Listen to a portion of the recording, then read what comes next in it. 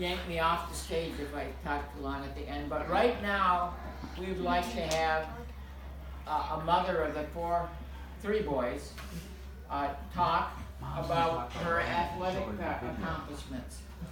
So how are we going to do it? We press power on the TV. Okay. Should come on. It went on a little TV. Oh, we're not. No, there you go. Now, Grandpa's computer is to the side. You pull up the video you'd like to show. There it is. It's on Google right now. Lukey, can you close that door? Yeah, come on in Come so you on in can and see close Mom's that door. video. It's a rowing video.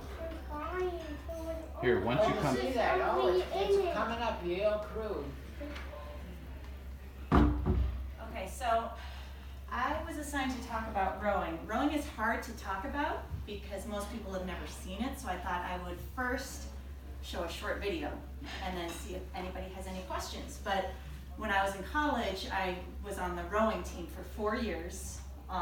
Usually there are 8 rowers in the boat and one what's called a coxswain, who is like a coach on the water, who sits in the back of the boat and steers and tells everybody what to do. She's little. Sure, the coxswain is usually smaller than the rowers. You could have been a coxswain. Next is that. Okay, so we're gonna take a look and then Okay, after Mom talks, should I get you a drink? Okay, that's what I'll do.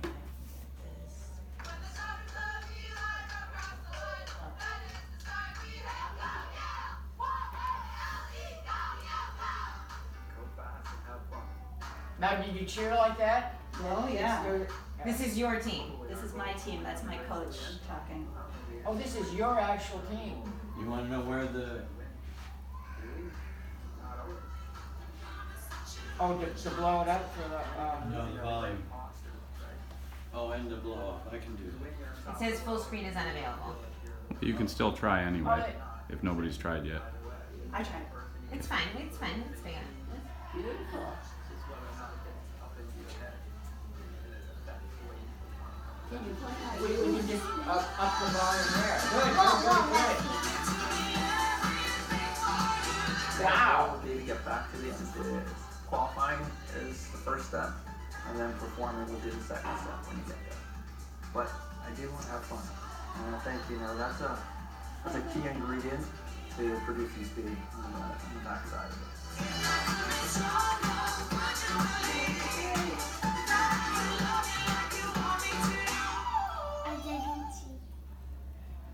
Yay! Okay. So Mom wasn't actually in that video, but that's the kind of rowing she did. That's right. So Now you're thirsty, okay. yeah, so that's essentially what I did for 4 years. You see the part on the water, which is one part, but then there's a lot of training. You have to be really strong and you have to have good endurance. So you train all year long. You have 1 or 2 practices every day. You do practice on an indoor rowing machine. You lift weights, and yeah, and then you go out and the race lasts about 6 or 7 minutes. What 200 did you like strokes. about it most? What did I like about it most? I liked being part of a team. The thing that's a little bit different about rowing is that when you're racing, there's definitely no star of the boat. The thing is that the whole boat needs to work together, and nobody stands out.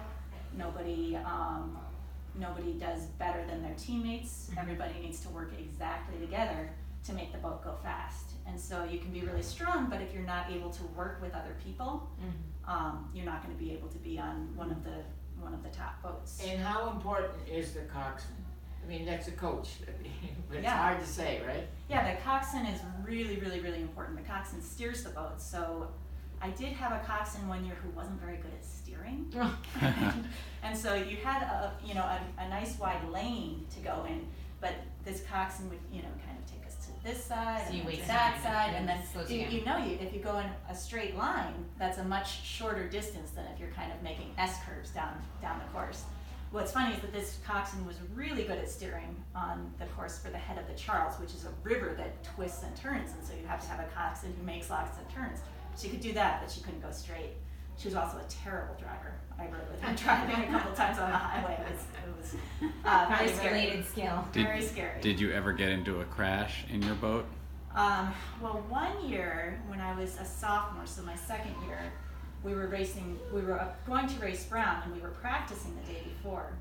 Now the men's national team was practicing on the same water, the same day, and so this is the team that goes to the Olympics, the men's team that goes to the Olympics.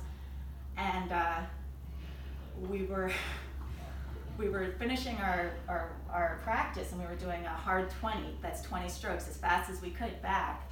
And the sun was, I guess, in the coxswain's eyes, and this was the same coxswain who wasn't so very good at So you can't see where you're going because you're going backwards. So the rowers can't see anything. We're going backwards, so we just need to trust that the coxswain is taking us in the right direction. The coxswain tells us when to row, how hard to row, and but we can only see what's behind us, which is actually quite motivating. If you're in a race, you want to see the boats that you're beating, right? But in this particular case, we did not see the men's national team coming and had a direct collision with the men's national team. So fortunately, the riggers behind you? So somehow it was almost a head-on crash.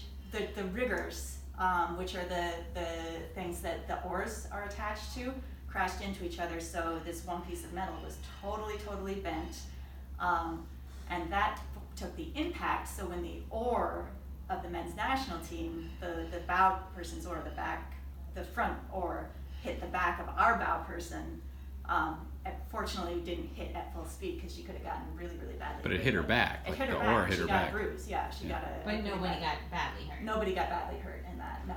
How did the men's national team feel about this? So the thing was that our coach used to row on the men's national team, and so, yeah, nobody was happy.